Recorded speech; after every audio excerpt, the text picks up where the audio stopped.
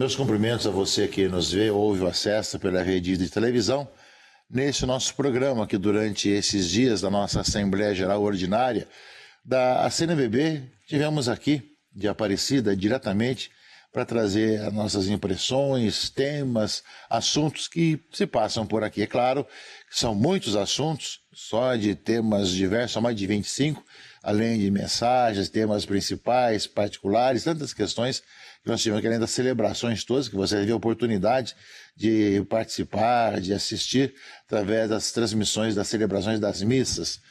Então, muitas oportunidades. Chegamos ao final da nossa Assembleia. Começamos dia 10, na quarta-feira da semana passada, e terminamos hoje, nessa sexta-feira.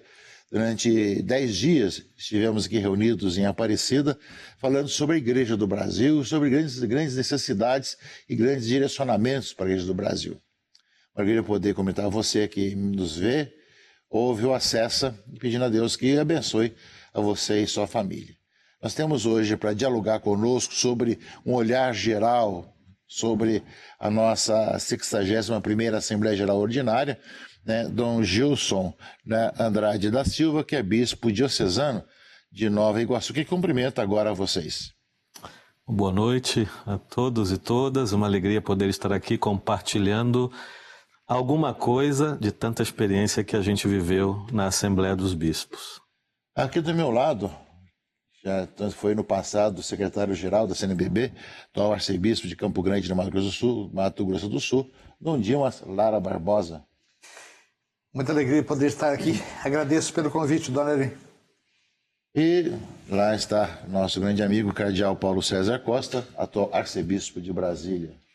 Saúdo com alegria você que participa desse programa conosco, onde vamos buscar olhar, fazer uma retrospectiva de tudo aquilo que vivemos nessa 61ª Assembleia dos Bispos do Brasil. Mas antes de nós, bispos, conversarmos sobre essa 61ª Assembleia Geral Ordinária, algumas coisas, é claro, nós queremos fazer um resumo geral do que a assessoria de comunicação trouxe e, ao mesmo tempo, viu na questão da participação dos bispos da Assembleia, a questão da comunicação também da Assembleia. Está conosco aqui o padre Tiago Barbosa, que é da Diocese de Marília, e atual assessor do Jornal Sul 1, que ajudou e colaborou com a assessoria de comunicação dessa Assembleia da CNBB. Então, padre Tiago, muito bem-vindo. Seus cumprimentos e o seu resumo um pouquinho de toda a nossa Assembleia através da comunicação. Muito obrigado, dona Irani, pelo convite. A nossa 61ª Assembleia Geral da Conferência Nacional dos Bispos do Brasil, que acontece desde o último dia 10 até o dia 19, contou com um retiro espiritual. Os bispos começaram os dias de Assembleia rezando o caminho sinodal, tendo como pregador desse retiro o secretário de Estado do Vaticano, o cardeal Pietro Parolin. Ao todo, ao longo dessas 2 semanas, o encontro de comunhão eclesial teve 27 sessões que trataram assuntos variados, que favorecem a ação evangelizadora em todo o país. Divididos em 19 regionais, 442 bispos participaram deste encontro eclesial. Com silêncio orante e reflexão, o episcopado contribuiu para a atualização das diretrizes gerais da ação evangelizadora do Brasil, com o uso do método de discernimento comunitário intitulado Conversa no Espírito, em 45 pequenas comunidades, em diversos momentos da Assembleia. Os nossos bispos partilharam momentos de escuta de Deus e escuta entre os irmãos. Num rito inédito em nosso país, o arcebispo de Santa Maria e presidente da Comissão Episcopal Bíblico-Catequética da CNBB, Dom Leomar Brustolin, em nome de todos os bispos do Brasil, presidiu a celebração de instituição do Ministério do Catequista. 19 catequistas dos 4 cantos do nosso país receberam um ministério, um de cada regional da CNBB.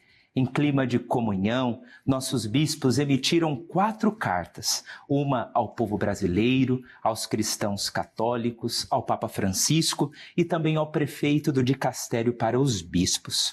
Num trabalho de comunicação integrada, 9 coletivas de imprensa informaram os principais temas refletidos da Assembleia. Mais de 400 entrevistas foram concedidas pelo Episcopado Brasileiro.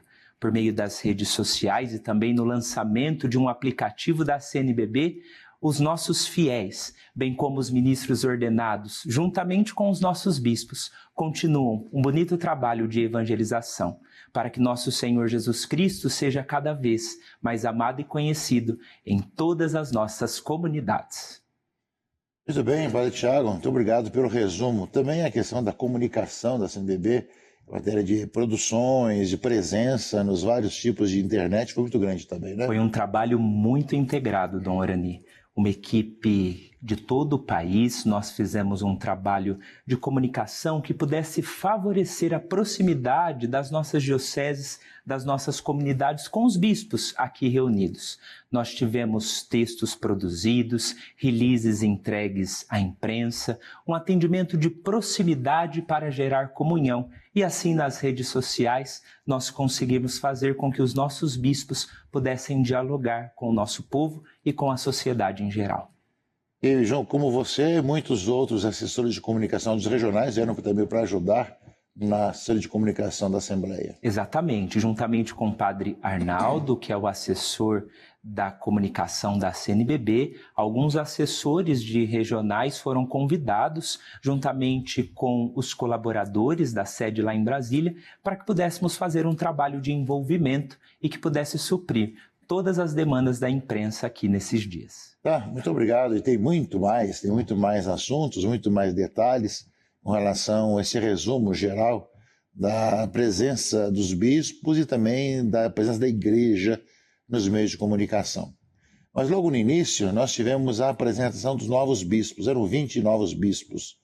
Dom Dimas acompanha esse trabalho já desde quando foi secretário-geral e tem uma pergunta aqui do Luiz Antônio Monteiro: qual a principal e mais clara transformação do perfil do episcopado brasileiro atual? Bom, o nosso episcopado é realmente muito grande. Nós, na Assembleia, éramos mais de 400 bispos, né, participando, Sim. Incluindo aí naturalmente os eméritos. E o que a gente percebe é que a anunciatura brasileira, sem dúvida, é a que mais trabalha nesse sentido no mundo inteiro, porque todas as assembleias nós temos mais de 20, às vezes até 30 novos bispos. Significa que a nossa igreja é uma igreja viva, é uma igreja atuante e, naturalmente, o próprio perfil, entrando diretamente na pergunta, vai acompanhando o perfil da própria realidade evangelizadora do Brasil. Cada época é marcada, inclusive, pela forma da CNBB planejar a sua ação. Logo depois do concílio, tivemos o plano de pastoral de conjunto, que logo ficou obsoleto. Antigamente havia as 6 linhas, né, de ação Foram mudando de nome. Foram mudando de nomes, depois foram crescendo e houve as diretrizes gerais da ação pastoral da Igreja no Brasil e hoje nós temos as diretrizes gerais da ação evangelizadora da Igreja no Brasil. Eu costumo dizer que as nossas eleições são o que há de mais democrático, porque não existem chapas. Cada bispo é candidato para todos os cargos, menos os auxiliares que não podem ser eleitos para a presidência, né, como presidente ou vice. Mas primeiro se elabora o plano de governo e depois se descobre quem é que pode executar aquele plano. E aí é que a gente vai percebendo, né, como que para as novas realidades vão surgindo novos talentos, novos carismas, e é muito bom ver esse dinamismo da nossa igreja. E nós tivemos muitos bispos novos, né, no encontro que nós temos aí, os momentos de refeição ou então de lanche, porque durante as reuniões estamos próximos dos bispos do nosso regional, onde nós sentamos juntos, cada regional, mas nesses momentos de interação, tanta gente nova que a gente passa a conhecer, né? E passa a conviver também nesses dias aqui, não é? E bispos de norte, sul, leste a oeste do Brasil, né?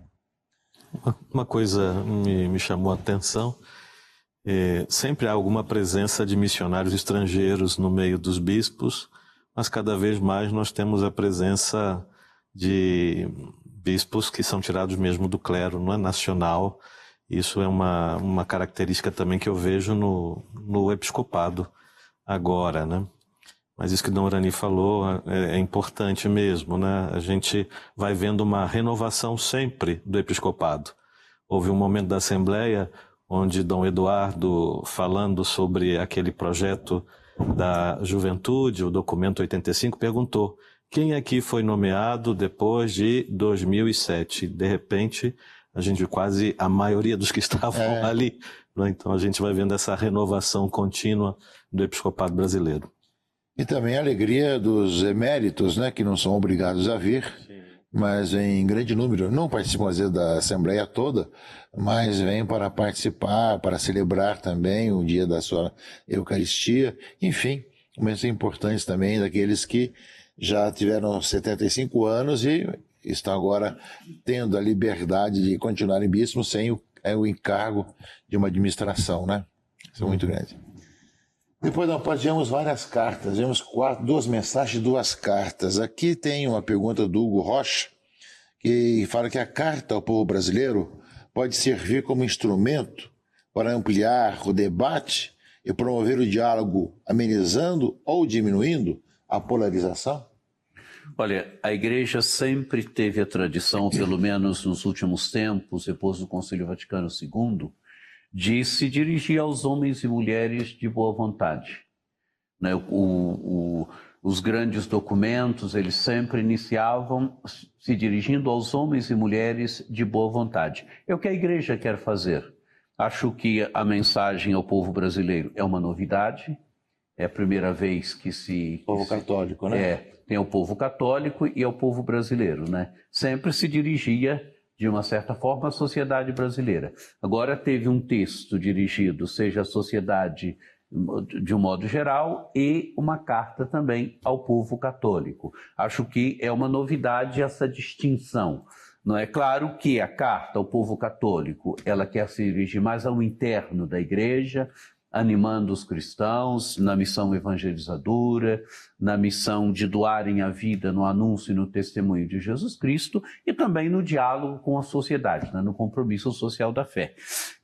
A carta ao povo brasileiro me parece que é um texto mais abrangente, né, onde quer abrir diálogo com a sociedade brasileira, onde a Igreja, claro, a Igreja que está falando, né, então cada um fala de onde está, a partir de todo o seu arcabouço cultural e doutrinal, e a Igreja que fala a partir da sua doutrina, a partir daquilo que ela crê, buscando dialogar com a sociedade, buscando propor também valores à vida e à caminhada da sociedade. Que as mensagens podem ajudar, elas querem fazer isso, elas querem suscitar diálogo. O diálogo é um caminho para vencer a polarização. Eu digo sempre, a polarização como tal não é um mal. Não é na vida de uma sociedade. A sociedade americana é polarizada, outras sociedades são polarizadas, né? O problema é quando a polarização parte para o ódio, parte para as rixas, parte para as brigas, né? É o que acontece um pouco na realidade hoje na sociedade brasileira. Isso deve ser sempre evitado. É uma realidade que precisa ser vencida. Né? É aquilo que o Papa Francisco diz na Fratelli Tutti, onde ele propõe uma sociedade de irmãos. Discordar é normal. Agora, discordar sempre respeitando o outro, a outra, percebendo que do outro lado não há um inimigo, mas há sim um irmão, uma irmã que tem opções políticas diferentes da sua, que pensa diferente de você, mas não é um inimigo, é um irmão, é uma irmã. É nesse aspecto que você pode acessar o site da CNBB e ali baixar a carta ao povo brasileiro e discutir com seus amigos, com a sua comunidade, conversar sobre o que os bispos falam a todo o povo brasileiro. Nesse sentido que Dom Paulo colocava, ou seja, como dialogar com o diferente, com o que pensa diferente e que faz parte um pouco do nosso dia a dia.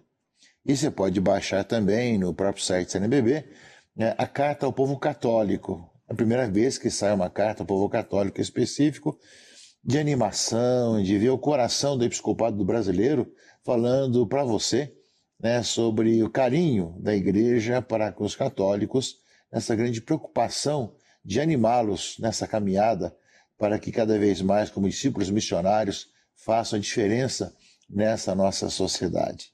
Portanto, você pode ter, depois eu e Dom Paulo fizemos da comissão de cartas para o Papa e para o dicasterio para os bispos. São cartas, são particulares, elas não são divulgadas, mas que falam da nossa unidade com o Santo Padre e com o prefeito para o dicasterio para os bispos, levando um pouquinho do que está acontecendo e dizendo da nossa unidade, da nossa oração para com ele e agradecendo a sua missão também. Não é? E tem uma outra pergunta aqui, não é? Da Giovanna Leonardi, né, jornalista da Rede Vida, que falei para Dom Gilson, que trabalhou muito com a questão da juventude, qual a maior preocupação hoje, se tratar da família, jovem e vida? Pois é uma pergunta importante, acho que são prioridades, né? O tema da família, o tema da juventude, o tema da vida. E a nossa Assembleia teve essa escolha do tema juventude como um tema prioritário. E, de fato, o próprio Sínodo da Juventude, eu me lembro, tratou a juventude como uma prioridade de época. Então, esse olhar da Igreja muito atento para a evangelização dos jovens foi, graças a Deus, retomado na nossa Assembleia. Tivemos um momento importante de relembrar fatos que nos impulsionam nessa direção de procurar respostas. Hoje, talvez, uma das grandes dificuldades no relacionamento da Igreja com a juventude é precisamente aquele de encontrar caminhos para ajudá-los a se abrirem à proposta do Evangelho, à proposta da fé. E a Igreja sempre procurou esse caminho da proximidade. Agora, muito mais, né, do que antes, a gente entende que no trabalho pastoral com a juventude é preciso fomentar a proximidade. E tivemos assim a oportunidade durante a Assembleia de retomar o documento 85, que para mim é como uma profecia do trabalho também da sinodalidade. Foi um primeiro passo, eu creio, em nível de falar de sinodalidade com a criação do setor juventude, né? Então retomamos ali. Houve um evento importante no Brasil que não se pode esquecer em nível de juventude, que foi a Jornada Mundial da Juventude, né? Creio que nos animou muito nas nossas comunidades, nossas dioceses, ao tema da aproximação dos jovens, da pastoral juvenil. Retomamos o sínodo, porque não tivemos oportunidade, depois que aconteceu o sínodo veio logo depois da pandemia, e não tivemos oportunidade como bispos de retomar o documento final. Depois o Papa nos ofereceu a Cristo Vive. Quer dizer, são realidades prioritárias na ação missionária hoje, a defesa da vida, o cuidado das famílias, o acompanhamento. Esse tema do acompanhamento, eu me lembro que no sínodo, um dos relatores foi Bruno Forte, relator do grupo italiano. Ele disse: Santo Padre, nós aqui estamos percebendo que hoje na igreja todo mundo precisa de acompanhamento. Das crianças aos bispos, todos precisamos de acompanhamento. E eu creio que nessas relações aí prioritárias, seja família, seja juventude, seja defesa da vida, a gente precisa fomentar mais uma pastoral que favoreça o acompanhamento das pessoas nas diversas etapas da sua vida e nos desafios que elas encontram de responder à sua fé naquilo que estão vivendo. A Jornada Mundial da Juventude foi um momento que marcou também uma opção da Igreja do Brasil pela juventude. Eu me lembro que era bispo recém-nomeado, minha primeira assembleia foi em 2011. Me lembro que nós, acho que em 2012, nós aprovamos a criação de uma linha sobre a juventude, né? Teve todo o bote-fé, onde a cruz peregrinou por esse imenso país, por toda a realidade desse imenso país, e depois tudo foi canalizado, desembocou em 2013, né, na vinda do Papa Francisco, que foi a primeira grande viagem internacional dele, né, ali eu acho que houve assim, uma grande opção também na Igreja do Brasil. Foi um momento, claro, a Igreja do Brasil já trabalhava a questão da juventude, mas que fez uma opção mais clara pela questão e mais contundente pela juventude. Isso é uma constatação que tantos fazem, né? Que quando tem uma jornada da juventude, a juventude se sente motivada, animada, porque jovens do mundo inteiro vêm participar e acaba se contagiando pela alegria de serem bons cristãos e católicos, né? Dom Jesus trabalhou bastante nessa área e também tivemos uma boa apresentação, né? Porque todas as várias comissões episcopais apresentam seu relatório durante a nossa Assembleia dos Bispos, né? Mas nós temos, além das várias comissões episcopais, que depois falaremos também sobre isso, nós temos um tema central, que dá mais tempo para poder discutir, poder conversar e aprofundar. E o tema central, além de falar da caminhada da Igreja no Brasil, vimos assim a análise de conjuntura social e eclesial. Também tivemos aí um olhar para as diretrizes gerais, como dizia Dom Dimas, da ação evangelizadora da Igreja no Brasil, né? E nesse aspecto que nós vemos que, de um lado, foi uma opção da Igreja do Brasil não elaborar no início do mandato dessa atual presidência as novas diretrizes, devido a estarmos em clima sinodal. E apenas depois do sínodo que se vai fazer as novas diretrizes, mas elas já estão encaminhando.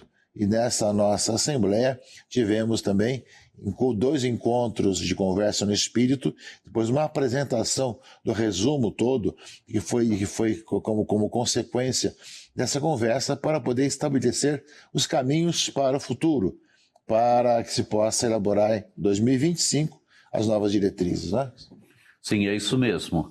É um processo que já iniciamos no ano passado, as reflexões sobre as novas diretrizes, né? Depois o Papa anunciou que o sínodo seria feito em 2 etapas.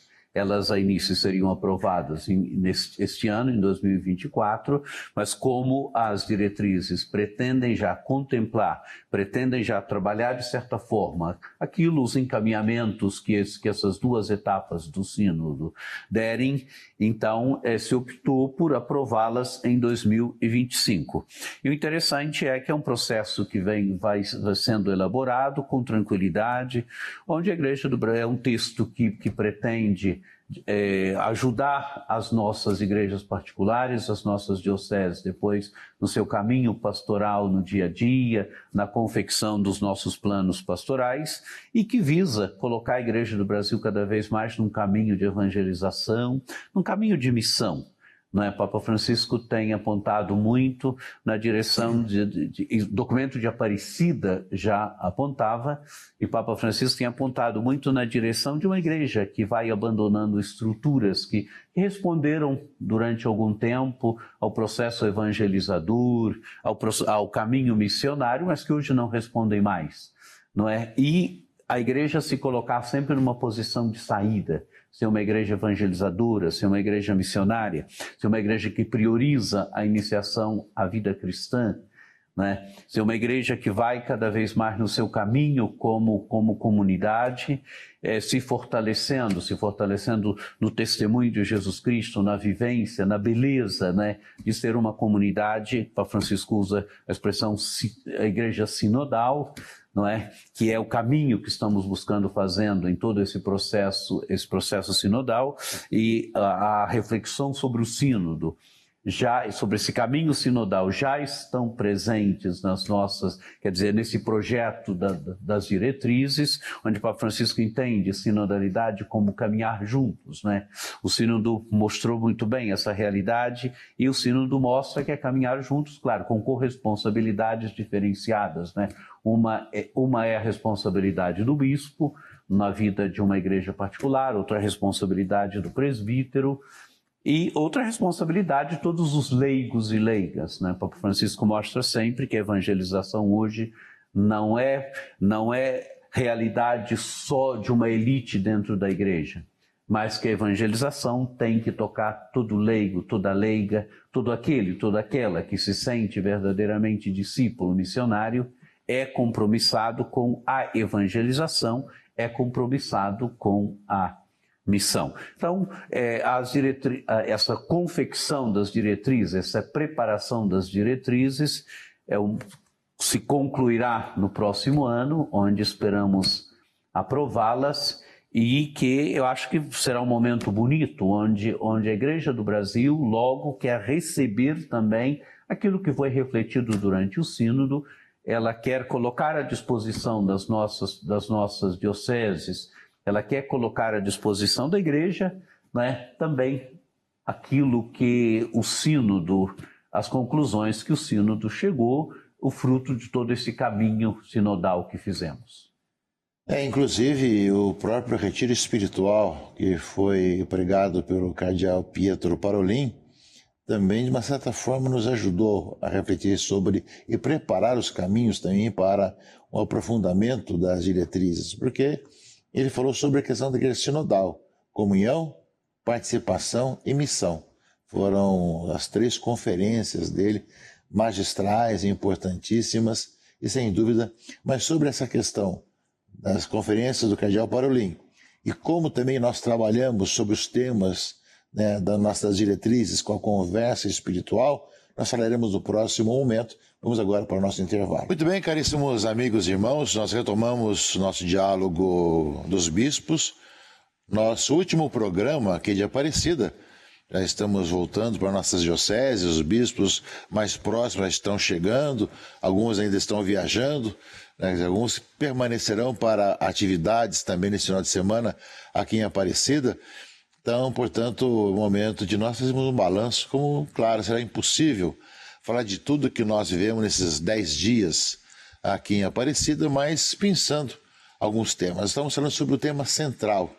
O tema central, que é justamente são as diretrizes sobre a evangelização, diretrizes gerais da ação evangelizadora da Igreja no Brasil, e que, se Deus quiser, no próximo ano teremos assim as novas diretrizes aprovadas, que vão cada ano, cada época, cada 4 anos, elas vão assumindo novo rosto. Dom Dimas lembrava dos vários estilos, né, da ação pastoral, depois evangelizadora, dos vários pontos, né, que tinha prioridades, depois pilares, etc.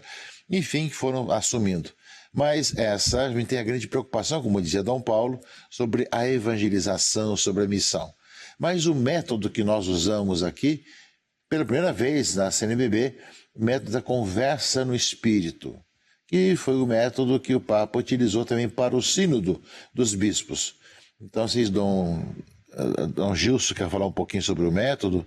Pois é, fomos iniciados durante essa assembleia nesse método da conversa no Espírito, que é muito caro ao Papa Francisco, na linha da espiritualidade dos jesuítas, que a novidade é aquela de aprender a discernir o que o Espírito quer nos dizer através da escuta.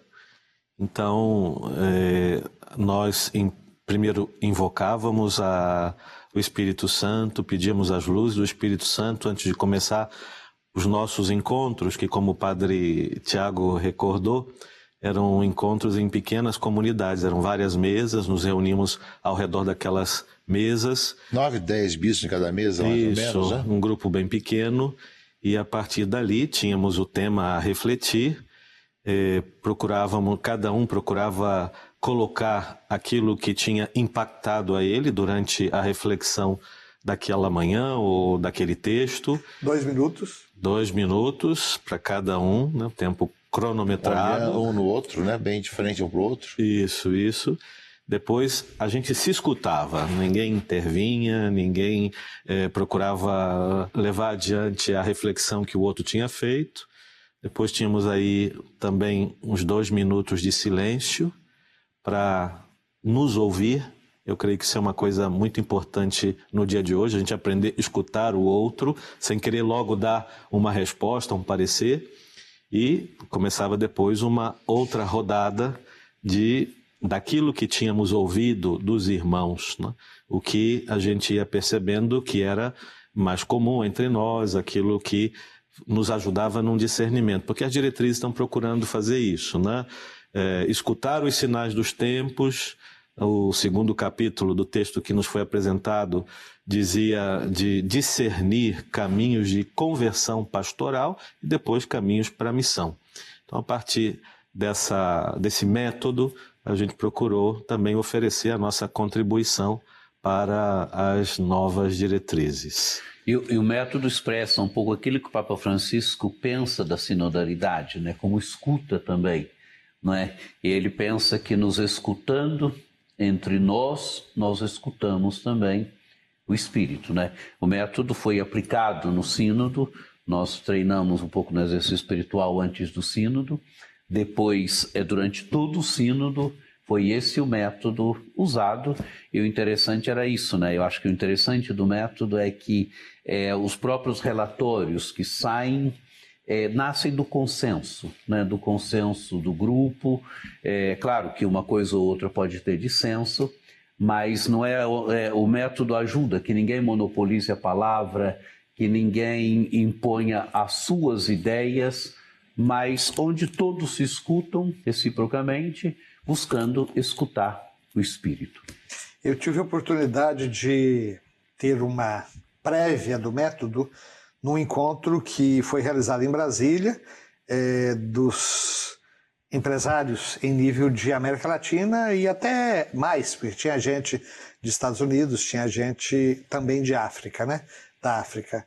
E é interessante como que esse método funcionou perfeitamente bem num ambiente muito diferente, né? Eram empresários e empreendedores de vários continentes, inclusive havia ali praticamente a língua oficial era mais o espanhol do que o próprio português, mas cada um falava na sua própria língua.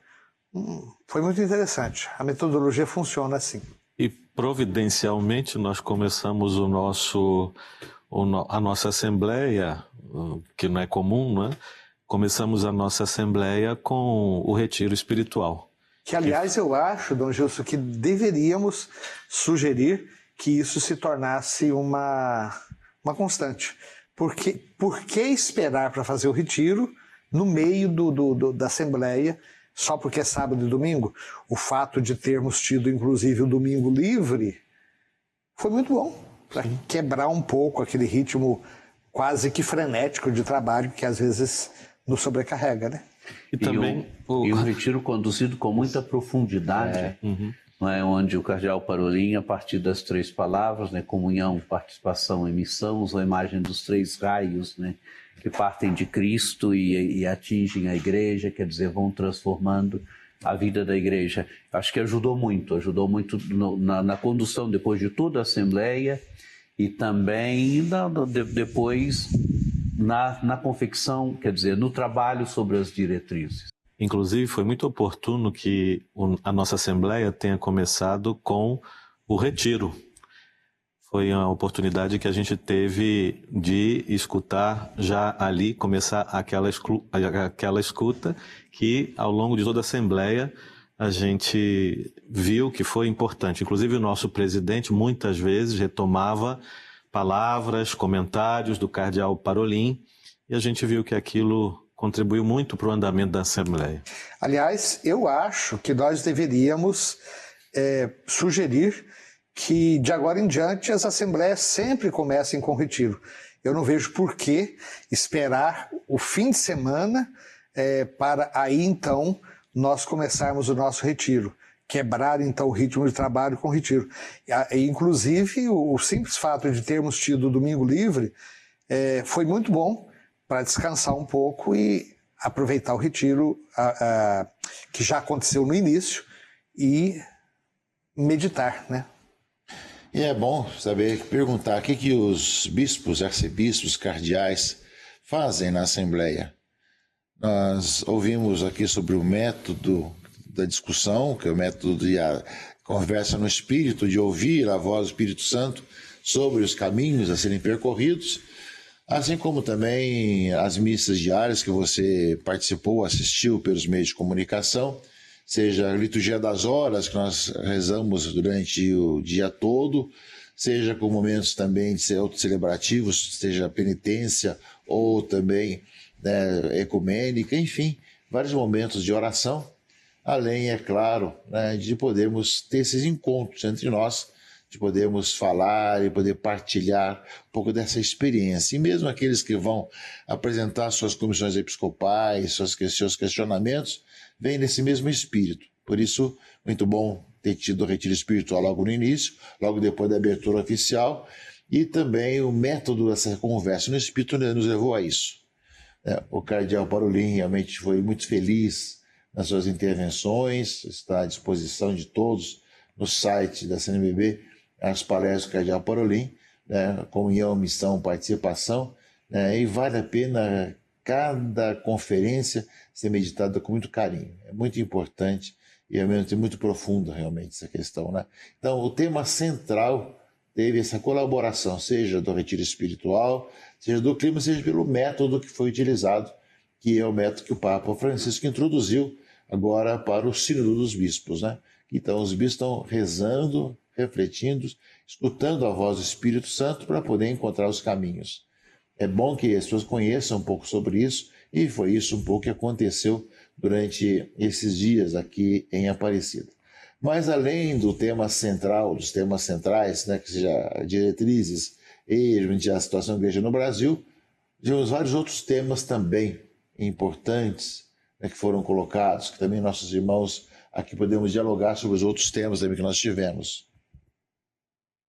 Hoje, celebrando o Dia dos Povos Indígenas, eu creio que é importante lembrar esse olhar que a Igreja no Brasil tem tido para essa realidade, a sua preocupação e atuação constante junto dos povos indígenas e também na nossa Assembleia. Houve uma sessão inteira sobre este tema, seja a comissão própria da Amazônia, a REPAN, a Rede Pan-Americana, a Conferência da Amazônia, enfim, temas que se vê essa preocupação, especialmente não apenas dos bispos da região, mas uma preocupação de todo o Brasil voltada para a Amazônia.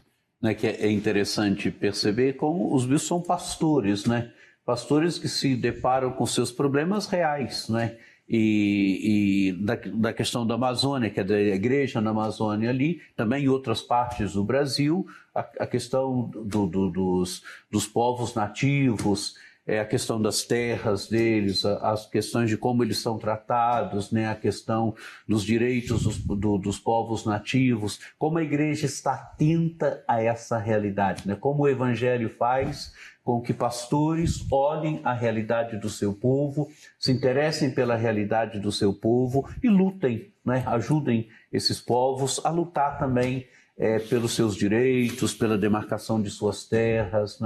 É bonita essa imagem da igreja, pastores que verdadeiramente estão preocupados com a vida e com a caminhada do seu povo. Cada bispo vai ver qual que é a sua situação, onde seus pés pisam, onde eles estão, diante das várias realidades, e justamente confiam na igreja, que sabe que faz pelo bem das pessoas, como consequência do evangelho, é claro, mas pensando na pessoa, amando cada pessoa, preocupando com as pessoas nas suas várias realidades que existem. Estamos justamente vendo acontecer isso. Tivemos aí esses 10 dias de encontro de bispos da nossa Assembleia Geral. Durante esses 10 dias nós vimos tantas situações que os bispos enfrentam no seu dia a dia, e em cada lugar do Brasil tem, aqui são os mesmos princípios, porém respostas próprias com relação às várias questões e vários questionamentos também. São os vários temas. Esse da questão da Amazônia foi um tema bastante participado, além de falar da COP30, que vai ter também em Belém, onde vai trazer para o Brasil as preocupações também com a sustentabilidade e o meio ambiente. Mas além desse tema, tínhamos outros temas também, Sim. Uma coisa, dona Eli, uma vez um professor universitário, padre, muito amigo e muito culto, Ele me disse uma bobagem, eu era secretário da CNBB naquela época, que a CNBB só fala de política. Falei, meu irmão, você tá... Primeiro que você não acessa o site da CNBB, porque se você acessasse, você ia ver como se diz, a densidade de assuntos. Depois, quem morou naquela casa sabe que ali é um verdadeiro turbilhão de atividades. Na Assembleia não é diferente, é que na realidade a mídia dá cobertura àquilo, a grande mídia, né? Aquilo que interessa mais. Mas, por exemplo, aproveitando a deixa do Dom Paulo César sobre os bispos que se preocupam cada um com a sua própria realidade também. Existiam oportunidades de reunião dos regionais, porque aí então se procura discutir à luz daquela realidade local o que precisa, em primeiro lugar, ser encarnado, né, digamos assim, mas também as próprias comissões de trabalho se reuniam fora do horário, normalmente 8 horas da noite. Eu participei de pelo menos 2 dessas comissões, a Comissão de Comunicação e a Comissão de Educação e Cultura, e a gente foi até 10h30 da noite, ali refletindo sobre esses temas. Bem cedo, né? Para depois acordar às 5 horas da manhã. Então ali já eram temas mais específicos. A nossa comissão, por exemplo, de cultura, educação, falamos sobre os bens culturais da igreja, falamos sobre o ensino religioso, que é um grande desafio, sobretudo depois da municipalização do ensino fundamental, a implantação do ensino religioso nas escolas públicas vai depender de um corpo a corpo com cada prefeito, com cada Câmara Municipal, com cada Secretaria Municipal de Educação. A questão das universidades, da escola católica, tudo isso foi tratado ali no ambiente com os referenciais de todos os regionais da área da educação. A mesma coisa aconteceu na comunicação. E depois passa isso para a Assembleia toda, né? Pois é, e temas como inteligência artificial, tivemos uma sessão para trabalhar inteligência artificial. Quer dizer, nós estamos preocupados sim com aquilo que afeta a vida do nosso povo e como anunciar o Evangelho nessas realidades. Eu acho que uma coisa que a gente não pode esquecer, né, é a celebração de sábado, onde teve a investidura dos catequistas, né, no Ministério de Catequista. Primeira vez, né? Que acontece. Foi um momento bonito onde a Igreja do Brasil, né, catequistas dos diversos regionais foram investidos, e é bonito, né? É a Igreja do Brasil que vai colocando em prática aquilo que o Papa Francisco propõe, a Igreja do Brasil que tem um trabalho bonito, né, na dimensão catequética, a quantidade de catequistas que a Igreja do Brasil tem, não é? E como esse pessoal está comprometido verdadeiramente com a formação do discípulo missionário. 30 anos tem gente na catequese. Então. Que foi investido agora, né? Inclusive tivemos depois uma filmagem daquela catequista de Roraima, se não me engano, né? Quando chegou na sua tribo levando o crucifixo que recebeu, mas a imagem Aparecida, como foi recebida, como falou da sua experiência aqui em Aparecida, né? É bonito ver, né, a presença daquela mulher na sua realidade, né? A gente vê bonita procissão e como ela é uma presença ali de sal da terra, de luz do mundo, presença evangelizadora, né? Os índiozinhos com a imagem da Nossa Aparecida. Né? Acho que é bonito a gente ver, acho que todas as nossas dioceses, um dos principais trabalhos, é exatamente a dimensão catequética, né? A quantidade de catequistas que nossas dioceses têm, né? Isso enche o nosso coração de alegria, né? De ver o comprometimento do laicato, né? Eu digo sempre que a força da Igreja do Brasil é exatamente esse comprometimento do laicato com a vida da Igreja, com a missão da Igreja, não é? Eu digo sempre que é uma realidade que a Igreja do Brasil precisa legar às outras igrejas do mundo, onde nós temos um laicato gratuito que desgasta a vida com alegria, catequistas que desgastam a vida com alegria, né? Pessoas que trabalham a semana inteira, sábado e domingo estão lá na vida de nossas comunidades, doando, desgastando a vida, ajudando na formação do discípulo missionário. E também na nossa Assembleia, né? A quantidade de assessores, de pessoas que trabalham ali conosco, inclusive leigos e leigas que nos ajudam na realização da Assembleia. Esses bastidores as pessoas não veem, né? Mas eles são muito importantes também para a caminhada própria da Assembleia dos Bispos. Outra coisa que também nessa linha, né, eu estava pensando, a Assembleia acaba sendo para nós também uma oportunidade muito boa de atualização, né? Dom Dimas citava o importante tema e desafiador hoje da inteligência artificial, né? E a preocupação especialmente não só de potenciar essa realidade que está aí presente, mas também do direcionamento ético que é preciso dar. Mas nós fizemos uma retomada, num dos momentos da nossa Assembleia, da doutrina social da Igreja. Eu creio que nós precisamos avançar no conhecimento desse ensino social, porque acho que uma boa parte de polarizações ou de posições polarizadas tem a ver com um desconhecimento de qual é a mensagem social do Evangelho, que é uma tradição na Igreja, né, pelo menos desde sempre, mas como doutrina social da Igreja, de Leão XIII até o Papa Francisco, uma mensagem muito atualizada de como o Evangelho tem respostas diante dos desafios sociais que a gente enfrenta. E nós, católicos, de um modo geral, precisamos conhecer mais a doutrina social. E o que deve nortear a vida da Igreja no seu relacionamento com a sociedade, né?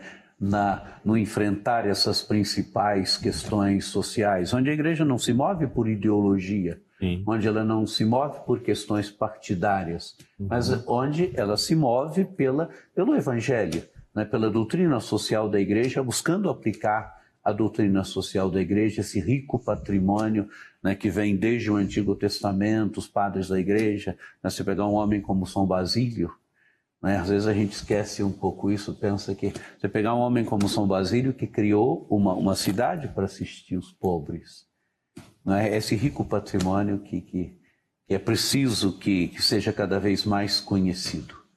Nós temos muitos trabalhos sociais, né, que marcam, mas muitas vezes se vê isso com preconceito, né? Um preconceito achando pelo fato da Igreja reivindicar ou trabalhar ou lutar pelos bens, pelas pessoas, etc., elas vêm apenas como um aspecto político e não como consequência do Evangelho, como consequência da palavra de Deus. Acho que esse aspecto muitas vezes nos falta, tanto na questão da aceitação do outro, dos direitos humanos, tantas questões que vão existindo e que muitas vezes o preconceito não nos deixa ver com clareza. Esse ensino social, ensino dos direitos das pessoas, a Igreja que faz isso como consequência. Falava de São Basílio, mas, ou seja, tantos os aspectos nós temos, tanto do passado recente como do presente também. Quantos trabalhos sociais que existem, né, com relação às pessoas, aos vulneráveis, ou tudo mais que ele já faz, né, como consequência do Evangelho. Então isso tudo aparece aqui. Tivemos vários relatórios com relação a isso também, durante a Assembleia, várias exposições também, e também vendo um pouco as questões também internacionais. Tivemos logo no início da nossa Assembleia, o bispo de Burkina Faso, né, ou seja, Dom Laurent, né, que trouxe um pouquinho a questão da perseguição, que falou de um aspecto ali, né, de Burkina Faso, mas tantos outros estão ali que a ACN vai justamente prosseguindo e vai aprofundando cada vez mais. Que doía o coração, né, de ver como a Igreja é perseguida ainda em tantas partes do mundo, como as pessoas sofrem ainda por serem cristãos, por não poderem viver com liberdade a sua fé. Ele esteve lá no Rio de Janeiro, no domingo, e ele passou um tempo de oração no santuário ali, e ficou um tempo até grande. Ele falou, fazia tempo que eu não tinha essa tranquilidade de rezar numa igreja sem a preocupação de alguém querer me matar. Né? Impressionante. Foi a confissão dele, assim, de ter essa tranquilidade de rezar sem estar preocupado com alguma coisa. Mas chegamos já quase ao final do nosso momento aqui, nossa última intervenção, Diálogo dos Bispos pela Rede Vida e Televisão. nessa 61ª Assembleia Geral Ordinária da CNBB. Agradecemos aos técnicos da Rede Vida, à direção da Rede Vida, a todos que trabalharam conosco, mas agora uma mensagem final dos nossos irmãos bispos. A Assembleia foi um momento bonito de comunhão, foi um momento bonito de convivência entre nós, né? É o que mostra que somos pastores e que a fé está no centro de nossas vidas e que é a fé que move as nossas ações, né? Momento bonito, rico de comunhão, momento bonito de convivência entre nós, né? Basta ver o dia da festa, Dom Rifan tocando a sanfona, os bispos alegres. Isso é a nossa Assembleia, né? Pastores que buscam viver verdadeiramente a fraternidade e buscando fazer com que nossa igreja seja cada vez mais evangelizadora, cada vez mais missionária e que enfrente os problemas que estão aí iluminados pelo Evangelho. Sem dúvida alguma, a Assembleia é sempre um momento de abastecimento também para nós, bispos, né? Eu, como já trabalhei nos bastidores de uma Assembleia, sei o trabalhão que dá organizar uma Assembleia como essas. Mas é sempre muito gratificante, porque o que se fala, o que se decide é tão amplo que nenhuma diocese vai conseguir e nem vai ter necessidade de incorporar tudo aquilo que se decide. Mas a simples troca de experiência já faz com que novas ideias, novo dinamismo surja na vida de cada um dos nossos irmãos. Eu gostaria de agradecer ao nosso povo que esteve participando conosco através dos meios de comunicação, pessoas que acordavam cedo para participar da missa, do lugar onde estavam e rezaram pela nossa Assembleia. Muita gratidão, porque nada disso acontece sem a colaboração, especialmente da oração. E um convite também a que você possa seguir uns dos frutos da nossa Assembleia, que foram as mensagens, que a gente pode assimilá-las nos nossos grupos, aproveitar para refletir juntos a mensagem dos bispos para a Igreja no Brasil e para todo o povo brasileiro.